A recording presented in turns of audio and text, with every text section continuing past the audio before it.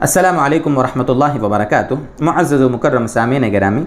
محرم کے عنوان پر ایک نئی کلپ لے کر آپ کی خدمت میں ہم حاضر ہیں۔ 10 محرم جس کو عاشورہ کا دن کہا جاتا ہے جلد ہی آنے والا ہے، اور عاشورہ کا جو دن ہوتا ہے نا، محرم الحرام کی 10 تاریخ ہوتی ہے، اس تاریخ میں ہمارے ایمان والے بھائی بہت سارے کام کرتے ہیں، بہت سارے کام۔ آج ہمیں شریعت کی روشنی میں آپ سے یہ عرض کرنا ہے کہ آپ 10 محرم کو صرف 2 کام کریں، خصوصی ان 2 کاموں کا اہتمام کریں۔ ان 2 کاموں میں پہلا کام دوستو بزرگوں یہ ہے کہ روزہ رکھنا ہے 10 تاریخ کا۔ دیکھیے اس کو سمجھ لیں آپ،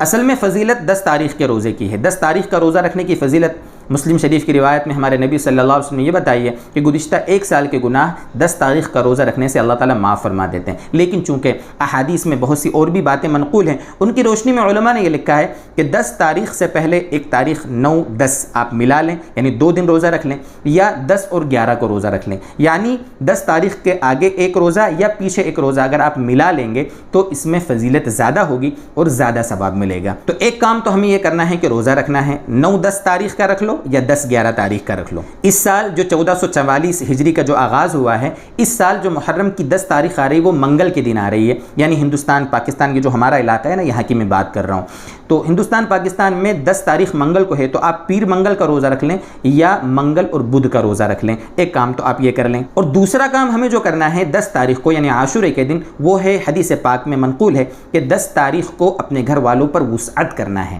اس سلسلے میں ایک روایت ہے، بہت سے لوگ یہ کہہ دیتے ہیں کہ یہ روایت جو ہے وہ ضعیف ہے، حالانکہ دوست بزرگوں فضائل میں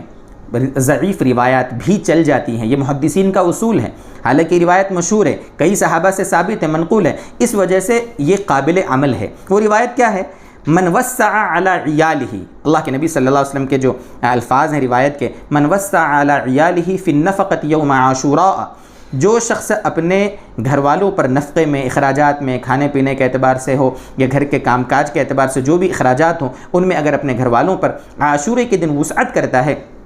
تو اللہ تعالیٰ وسع اللہ علیہ سائر سنتی، تو اللہ تعالیٰ پورے سال اس پر وسعت فرماتے ہیں، پورے سال اس پر وسعت فرماتے ہیں۔ یہ روایت ہے،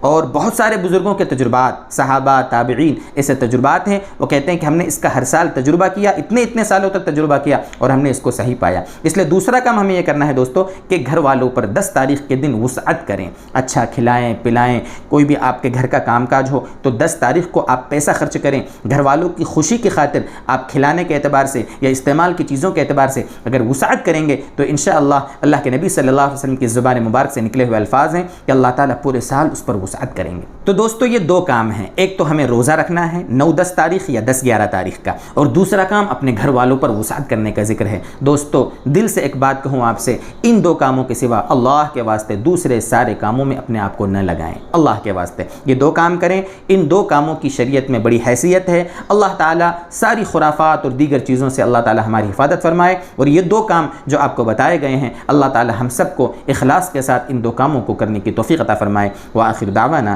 ان الحمد للہ رب العالمین۔